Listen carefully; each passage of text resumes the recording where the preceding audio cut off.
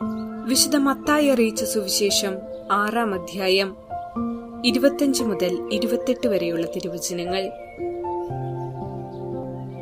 ഞാൻ നിങ്ങളോട് പറയുന്നു, എന്തു ഭക്ഷിക്കും, എന്തു പാനം ചെയ്യും എന്ന് ജീവനെക്കുറിച്ചോ എന്തു ധരിക്കും എന്ന് ശരീരത്തെക്കുറിച്ചോ നിങ്ങൾ ഉത്കണ്ഠാകുലരാകേണ്ട.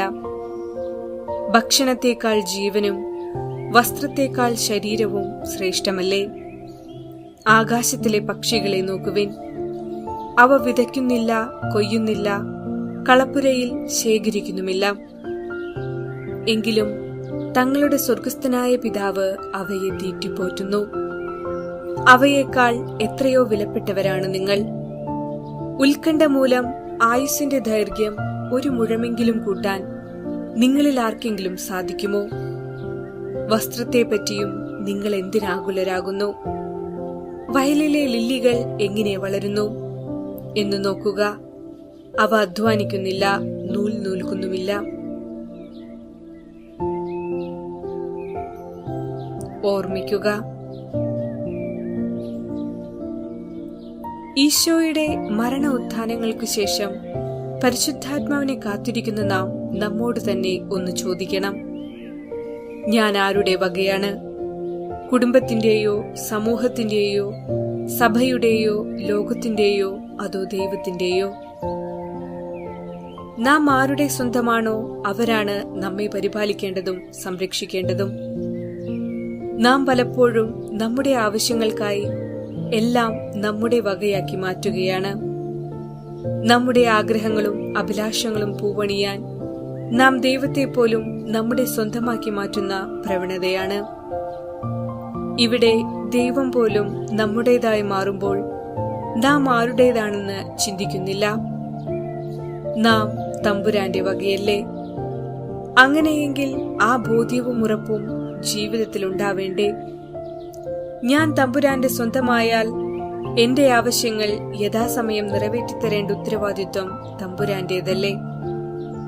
നമ്മുടെ സ്വന്തമായതിനെ നാം സംരക്ഷിക്കുകയും പരിപാലിക്കുകയും ചെയ്യുന്നതുപോലെ ദൈവത്തിന്റെ സ്വന്തമായതിനെ ദൈവവും സംരക്ഷിക്കും. നമ്മെ സ്വന്തമാക്കാൻ വേണ്ടിയാണ് കുരിശിൽ സഹനമരണം ഏറ്റുവാങ്ങിയത്. തന്റെ സ്വന്തമായതിനെ നെഞ്ചോട് ചേർക്കാൻ വേണ്ടി ഉയർത്തെഴുന്നേറ്റു. നാം ഈശോയുടെ സ്വന്തമായാൽ പിന്നെ എന്റെ എല്ലാ കാര്യങ്ങളും നോക്കി നടത്തേണ്ട കടമ ഈശോയുടേതാണ്. പെന്തക്കുസ്ത ദിനത്തിൽ നമുക്ക് നമ്മെ തന്നെ പരിശുദ്ധാത്മാവിനാൽ മുദ്രിതരാക്കി ഈശോയുടെ സ്വന്തമാകാം. നമ്മെ വില കൊടുത്ത് തന്റെ വകയാക്കിയവന്റെ സ്വന്തമാകാം. അനുദിന ദിവ്യകാരുണ്യ സ്വീകരണത്തിലൂടെ നമ്മുടെ മനസ്സും ശരീരവും അവന്റേതാക്കി മാറ്റാം. പിന്നെ എന്തൊരാനന്ദം! ഒരു കുഞ്ഞിനെ പോലെ ഒന്നിനെക്കുറിച്ചും ആകുലരാകാതെ അസ്വസ്ഥരാകാതെ തമ്പുരാന്റെ കരങ്ങളിൽ നമ്മെ തന്നെ സമർപ്പിച്ച് സന്തോഷത്തോടെ ജീവിക്കാം. എങ്കിൽ ഇനി മുതൽ ഞാനല്ല, മിശിഹായാണ് എന്നിലൂടെ ജീവിക്കുന്നത്.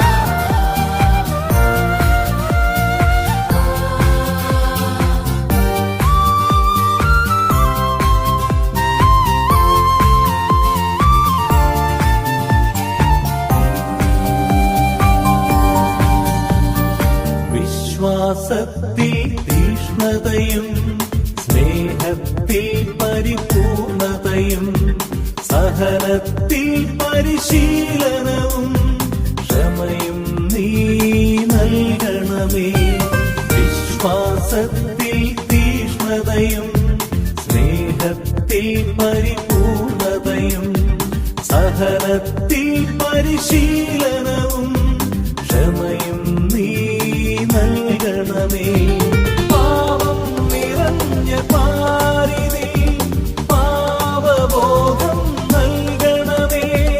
പാവനാത്മാവേ എന്നെ ശുദ്ധീകരിക്കണമേ.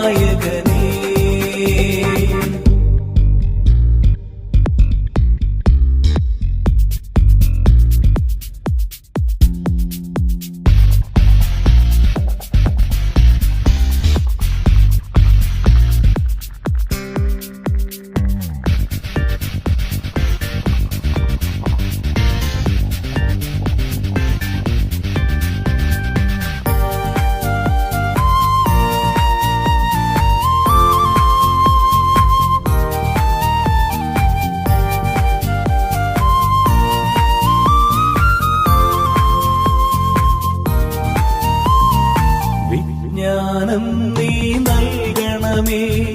വിശുദ്ധിയാലെ വളർത്തണമേ. പ്രാർത്ഥന തൻ പുതുശക്തി